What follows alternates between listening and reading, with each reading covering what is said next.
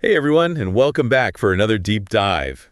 You ready to uncover some more fascinating facts today? Always am. This time, we're taking a trip across the U.S. All right. We're going to unearth some fun facts about the United States, the kind of trivia that'll make you the star of any game night. Oh, I love it. So get ready to impress your friends with your newfound knowledge. Now, before we get started, let me just say that some of these facts might just surprise you. They always do. It might even challenge some of the things you thought you knew about the good old US of A. That's the fun part. So to make things a bit more interactive, we're going to play a little game of fact or fiction throughout this deep dive. Oh, I like where this is going. I'll throw out a statement. And you, dear listener, along with, well, my expert guest here, will have to decide whether it's true or false. Sounds like a challenge. Are you ready to put your knowledge to the test? Hit me with your best shot.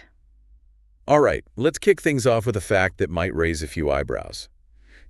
It was purchased from Russia for a price that, when adjusted for inflation, would be about $133 million today. Wait, $133 million for a whole state? That's crazy. Fact or fiction? I mean, that's got to be fiction, right? You'd think so, wouldn't you? Yeah. But it's actually true. No way. In 1867, the U.S. purchased Alaska from Russia for a mere $7.2 million. Which, as you pointed out, is a ridiculously low price considering the vastness and resources of that state. Yeah, I'm mind blown. However, at the time, not everyone was thrilled about the purchase. Yeah. Many Americans saw Alaska as a frozen wasteland. They even nicknamed the deal Seward's Folly, Seward Folly. after William Seward, the Secretary of State who negotiated the purchase. Wow, that's a pretty harsh nickname. They couldn't have been more wrong, though, could they? Definitely not. Alaska's full of incredible resources. Gold, oil, breathtaking wilderness. It just goes to show that sometimes what seems like a bad deal at first can turn out to be an incredible investment in the long run. And an important lesson in perspective, I guess. Now, speaking of vast landscapes, Yeah. this next fact might surprise you. Okay, lay it on me. The U.S. government owns almost 30% of all the land in the country. Fact or fiction? 30% is a lot. But when I think about all the national parks, the forests, the Bureau of Land Management areas, it could be true. I think I'm going to have to go with fact. You are absolutely right. Wow.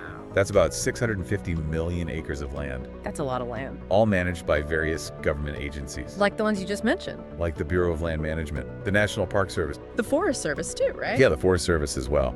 They're responsible for preserving these lands for future generations. It's amazing, really. All that land set aside for conservation and recreation. Absolutely.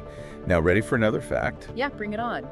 This one involves a bit of time travel, or at least the illusion of it. Ooh, I'm intrigued. There's a town in the U.S. where you can stand with one foot in Pacific time and the other in Mountain time. Okay, that sounds impossible. Fact or fiction? I mean, it bends my brain a little bit, but it's got to be fiction, right? You can't be in two time zones at once. Well, you might be surprised to hear that it is, in fact, true. Really? There's a town called Baker, Nevada, Baker, Nevada. right on the border between the two time zones, So you could literally walk across the street and gain an hour. or lose an hour, depending on which direction you're going. I wonder if people take advantage of that. Like, could you celebrate New Year's twice? That's a great question. I'm sure someone in Baker has tried it. I'd love to see a documentary about that town. Me too. Now let's shift gears a bit and talk about knowledge. Okay, I'm listening. More specifically, the largest repository of knowledge in the world, the Library of Congress. Ah, a national treasure. The Library of Congress receives about 15,000 new items every day. Fact or fiction? 15,000. That's a lot. It is. But considering everything that gets published and created every day, I'm going to say fact. You are absolutely correct. The Library of Congress is a behemoth of information. Yeah. It houses over 171 million items, Brr. including books, manuscripts, photographs, films, even sheet music. It's like the ultimate archive of human creativity and knowledge. And the fact that they're adding 15,000 items every day just shows you how much information we're producing as a society. It's mind-boggling, really. Now, speaking of forces of nature, Yeah. let's test your knowledge on this one. Than any other country in the world, fact or fiction? Okay, well, we do have Tornado Alley. And I've seen some pretty terrifying footage of tornadoes in the U.S., so I'm going to say fact. You're absolutely right. The U.S. averages about 1,200 tornadoes per year. That's more than any other country in the world. And is that mainly because of Tornado Alley? It is. That area in the Central Plains has the perfect conditions for tornadoes to form. It's that clash of warm, moist air from the Gulf and cold, dry air from the Rockies.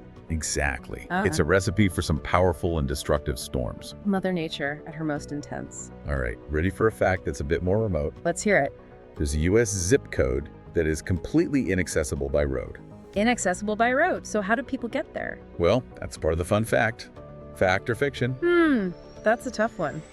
But considering how vast the U.S. is and how many remote areas there are, I'm going to lean towards fact. You are absolutely right. Wow, again. The zip code is 96950. 96950. And it belongs to the town of Oroville, Washington. Oroville, Washington. It's nestled deep in the North Cascades. Oh, the North Cascades. Beautiful, but rugged. Exactly. And because of the rugged terrain, there are no roads leading in or out of the town. So how do people get their mail? Or groceries, for that matter. Yeah. Well, residents rely on boats and planes for everything. Boats and planes. That's incredible. It's a unique way of life. Talk about off the grid. Now let's talk money. Okay. Specifically, U.S. currency. All right. Almost half of all U.S. currency printed each year is just to replace worn-out bills. Fact or fiction?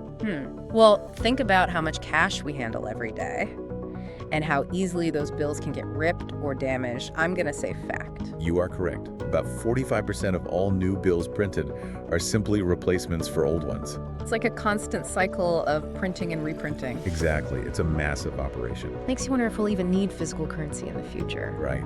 With the rise of digital payments and cryptocurrency. It's a possibility. Okay, last fact for today. Bring it on. This one is for all the filleted lists out there. Oh, the stamp collectors. Mount Rainier National Park is the only U.S. national park with its own postal cancellation mark. Fact or fiction? That's a very specific fact. It is. But I do know that national parks often have their own unique stamps and postmarks, so I'm going to say fact. You are absolutely right. While other parks might have special pictorial postmarks, Mount Rainier stands alone in having its own dedicated cancellation mark. That's pretty cool. It's a little piece of history, a reminder of the park's iconic status. And it connects something as everyday as mail delivery to this incredible natural wonder. Exactly. Well, that wraps up our deep dive into fun facts about the United States. We covered a lot of ground, didn't we? We did. From languages and land deals to tornadoes and remote zip codes. And everything in between. It's amazing how much there is to learn about this country. Absolutely. And I hope these facts have sparked your curiosity. And maybe even inspired you to go out and discover some fun facts of your own. Because there's always more to learn. And who knows? Maybe you'll be the one sharing fascinating trivia at the next game night. I'll be ready. Thanks for joining us for another deep dive. It's been a pleasure. We'll see you next time. See you then.